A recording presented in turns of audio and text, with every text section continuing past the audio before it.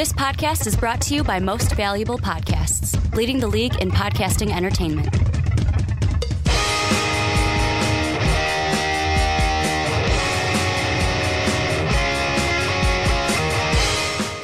What's up, everybody? Ricky Widmer here, along with the Mark Weber. Dub them ease. And we are back for another edition of the Onside Kick right here on Most Valuable Podcast. And I know what you guys are saying. If you come back for videos each and every week, you're probably like, Ricky, what are you wearing?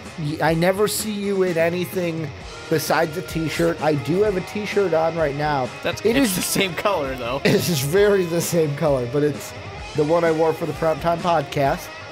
It's cold in here, so I decided to put on my jaqueta so that I was a little save warm. a little bit of cash, you know? Yeah, we're not making enough to turn on that heat mark, so we gotta cut a little dimes. If you follow here. me on Twitter at @DMarkWeber, you saw that it was -12 when I woke up this morning, and it was awful. So it's a little cold here, so I put on my jacket, but we had a jam-packed show for you guys talking about the NFL, looking at Jon Gruden. Is it a mistake for the Raiders? Looking at the Chicago Bears and their new hiring. I'm going to mess up the name. John DeFilippo. See, we practiced this beforehand, but I still screw it up. Then we're going to look at the Carson Palmer retired, so the Cardinals are looking for a quarterback. Will they find it in the draft? And then we're going to preview the wild card games for this week. But before we get into everything, a little bit of housekeeping at the beginning of the podcast. First off, you like what we do, you want to help support the channel, you want to make sure we can turn on the heat here at MVP, go to patreon.com/Most Valuable Podcast. At our $10 tier, you can give us $10 to be on a podcast and talking about whatever topic you want to talk about. We're also selling MVP shirts. Get your own. That is in the description. We're selling them for $22 a pop. And then also, if you're on iTunes, you have an iTunes, please go and give the Onside Kick a 5-star rating. It would mean the world to us. And then it would also mean the world to the Primetime Podcast, the Fast Break, and the Rick and Johnny Podcast as well. But Mark, we got a jam-packed show. We're talking coaches, a little bit of draft, and then some NFL playoffs here. And the first one we're going to look at was a surprise to me because it's like every single year, whether it's me and Brandon, whether it's me and you, it's Jon Gruden to hear. And it's like we're just talking about Jon Gruden to talk about Jon Gruden. Yeah, he always comes up. But he's actually going to be, supposedly, they've got to interview, they got to adhere to the Rooney Rule. So that's what's holding this up a little bit. But Jon Gruden expected to be not just the head coach, but have part ownership in the Oakland Raiders. I want to ask you, just plain and simple, this hiring, is it a mistake for the Raiders? It's tough to say right now that it's a mistake, but I think there's a lot of potential for it to become a mistake. And part of the thing here is that they got rid of Jack Del Rio, and originally Black Jack Del Rio. It was kind of being said that they were only going to get rid of him if Jon Gruden was actually going to come back. Yeah, if he said yes. So that's why a lot of people are also saying it's a sure thing. Then later on, they said, no, they're going to get rid of him anyways. It doesn't matter. So he's gone. So they've gone all in on Jon Gruden, so much so that the team is willing to give him partial ownership of the team, which it's a dangerous and scary sounding thing to say, but honestly, ownership could be 1%.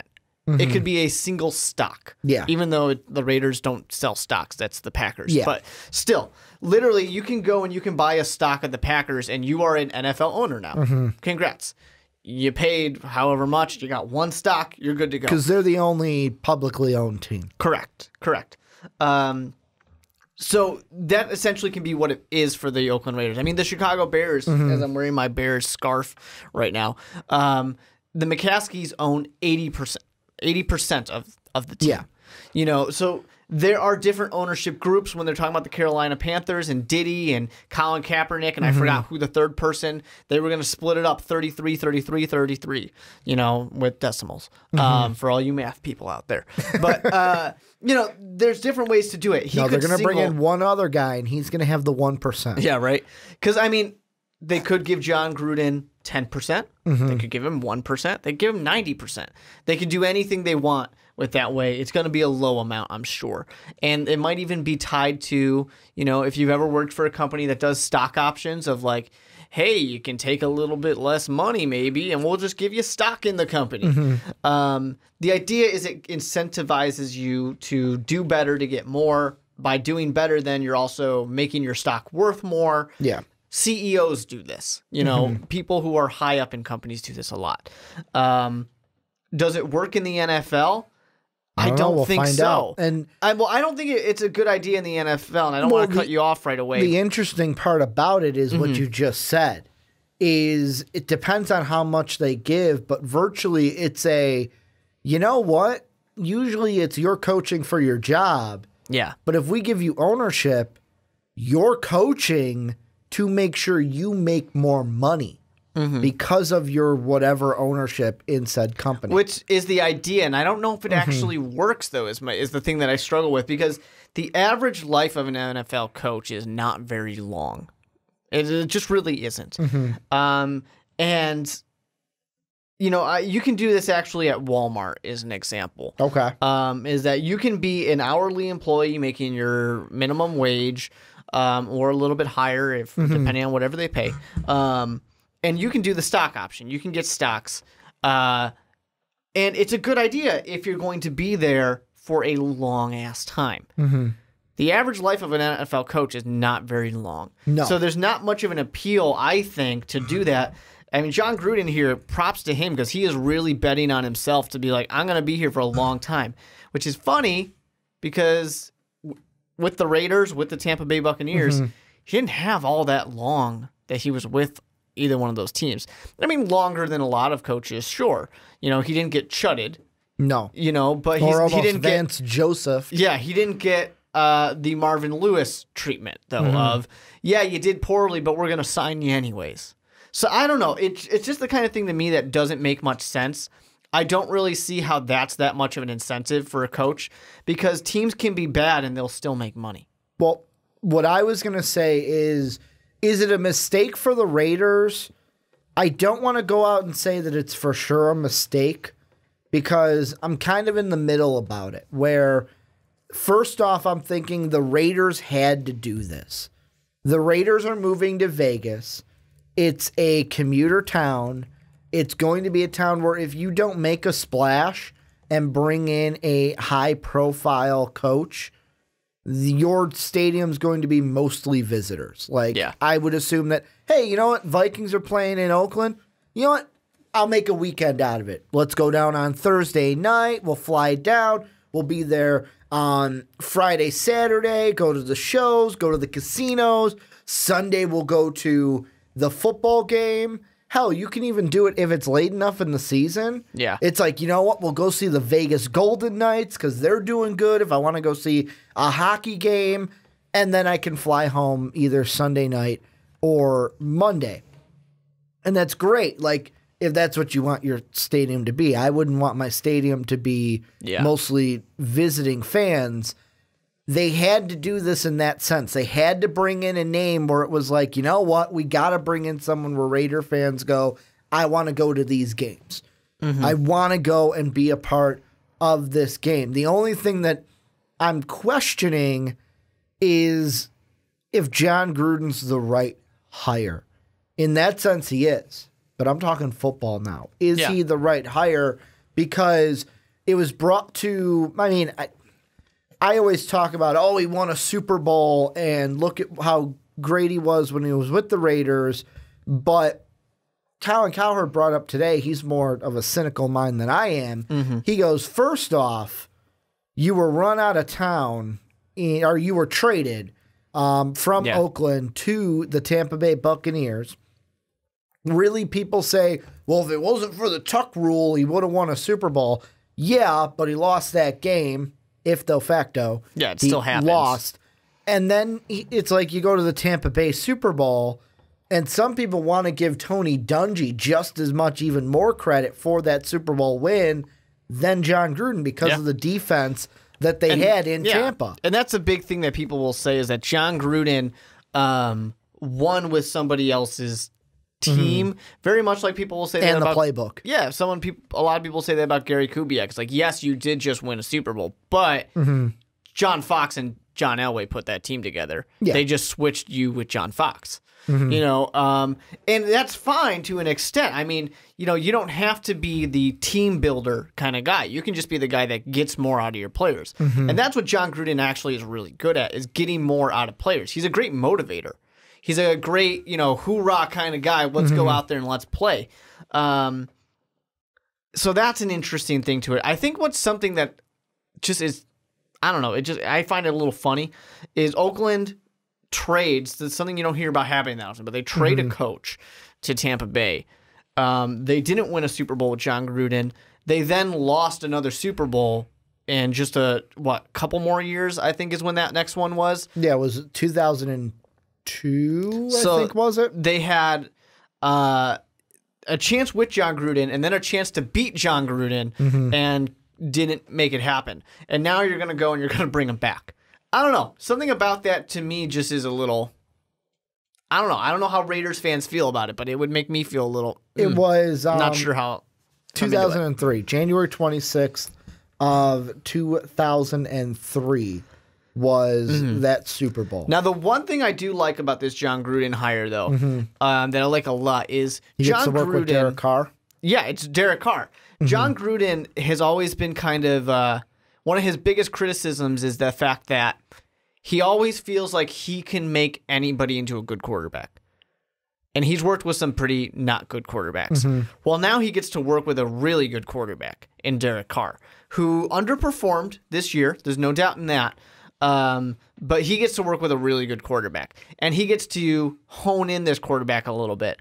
The dangerous thing, I think, a little bit is this team just throws the ball all day. That's what they're used to.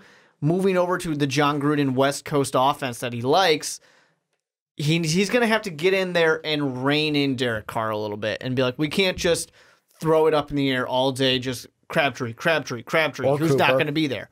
Yeah, or Cooper. Crabtree's going to be gone, by the way. We have to make these smart decisions. You're still going to pass the ball a lot. It's the West Coast offense. That's what we like to do. But it's a little bit different for Derek Carr, and I think Derek Carr will gel with him just fine. So I think that's a very good combination.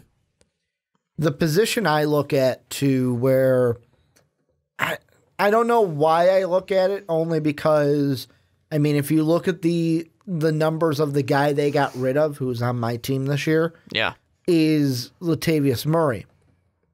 And if you look at the numbers between him and Marshawn Lynch, they're identical. And, well, closely identical. But part of me feels like maybe it's an illusion. Maybe it was that 2015 season I'm thinking back to, but I was like, there was a sense of the Oakland Raider run game I felt was better when it was Latavius Murray and Jalen Richard.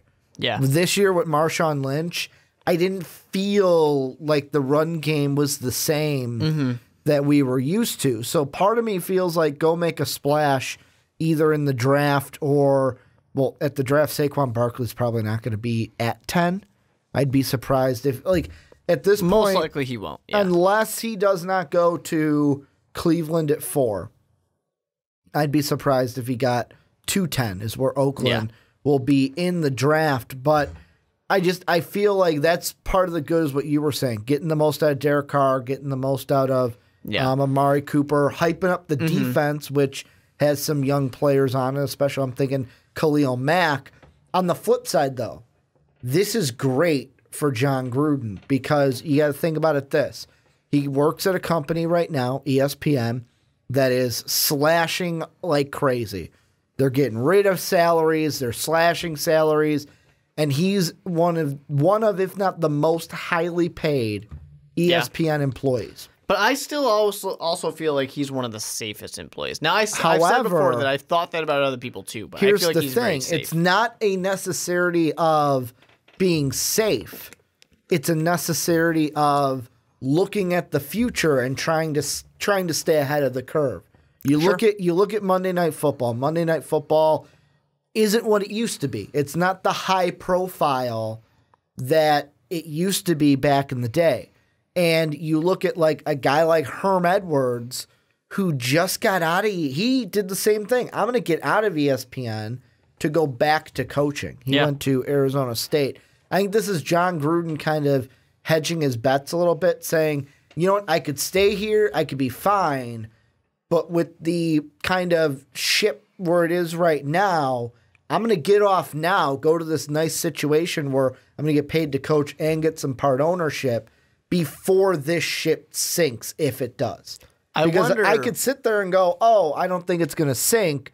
But if it sinks, then I'm sitting there SOL. Yeah, I don't think that this is gonna sink. I think Jon Gruden for the Raiders is gonna be a good thing. No, I'm talking about like the ESPN Monday night boat. I don't think he would be. I can't imagine they get rid of him there because Jon Gruden is the face of Monday Night Football. It's what people think of with that. Now they could just replace him. Well, no, they can't.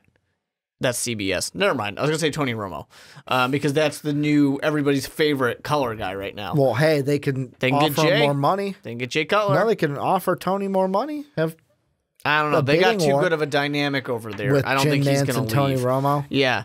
I say go for Jay Cutler. It'll be fun. But I think this will be good for the Raiders. I think he can make them into a back into being the playoff contender for sure. What I'm very interested to see for next year and the year after that and stuff is this ownership idea. Does this become something that is going more to teams see to do? And is it a way to deduct a little bit of the just yearly payout to give them these more incentives or something like that? Or is it a way for some of these other guys, successful guys, a Bill Belichick or something, to be like, I want more money, and this is how I'm going to get more money? I don't think so, only in the sense of the only reason I think they put the ownership thing on the table is to get Jon Gruden in the door.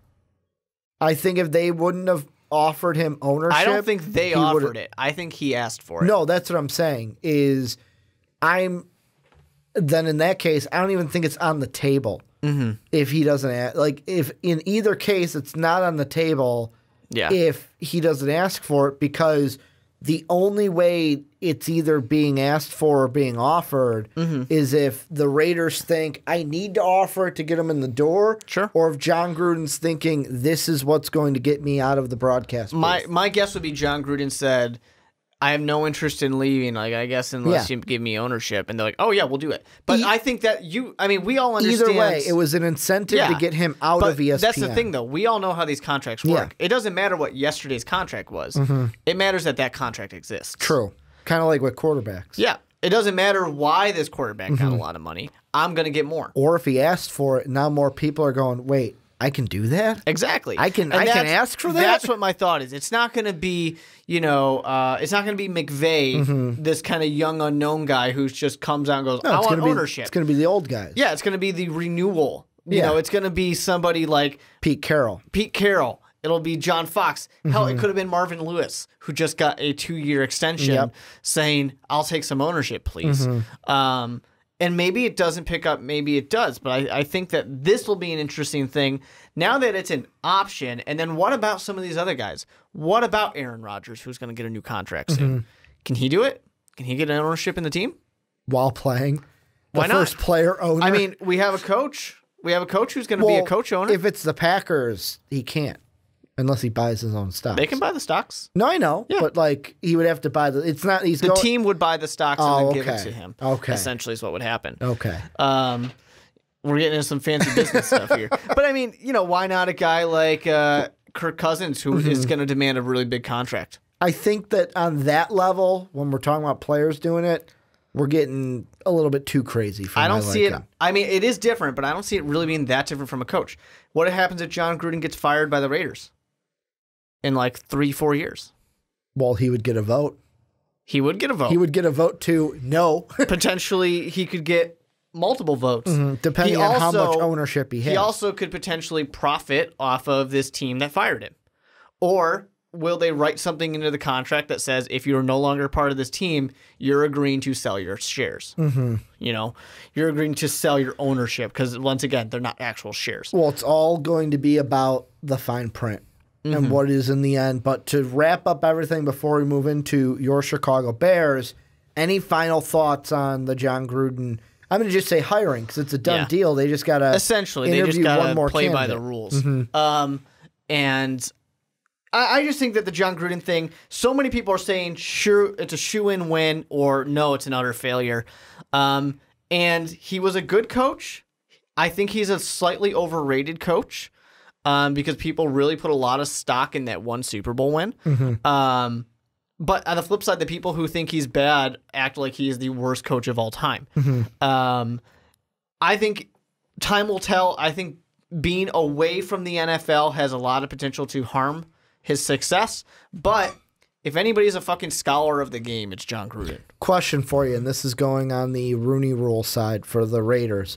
There was, and both you and me listened to it, Jaleesa Anderson saying one coach she talked to in Joe Woods, who's the DC at Denver, his whole, when she was like, well, what would you, like, if they're going to come out and say, hey, we want to interview you, what are you thinking, knowing that, hey, they're going to give it to this other guy? What are your thoughts, and this will end it, what are your thoughts on his basically response of going with the, hey, you know what, this is my way to get in front of their faces, maybe show them that they're making the wrong move and they should hire me?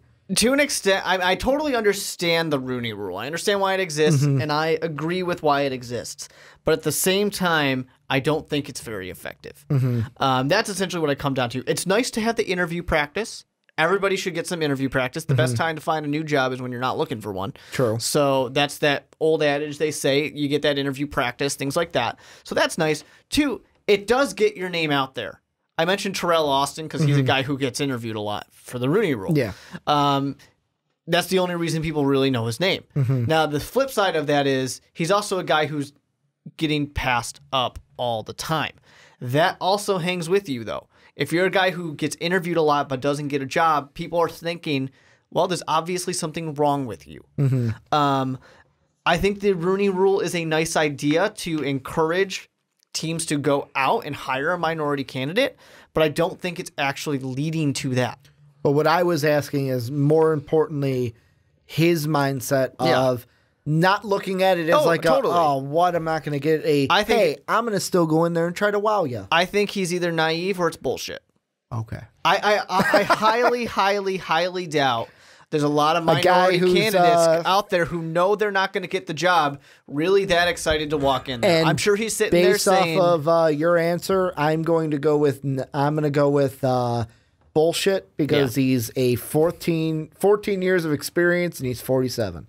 So I don't think he's naive. I'm sure he's sitting there going, yeah, okay, the interview experience will be nice, and maybe I meet one of these guys who's somewhere else in the future and they hire me sometime in case my job here doesn't work out. But I can't imagine he's really like, can't wait to interview for this job that I'm guaranteed not to get. Well, this is where you guys come in. Let us know, A, what you think about the Jon Gruden hiring. What does it mean for Jon Gruden in your mind? What does it mean for the Raiders in your mind? And then kind of what we were talking about at the end, mainly on Joe Woods' comments. It was just one thing that I was like, it's an interesting way to look at it, to say, hey, you know what, this puts my foot in the door to where I can wow them and gives me that chance to wow them. Let us know what you guys think down below in the comment section.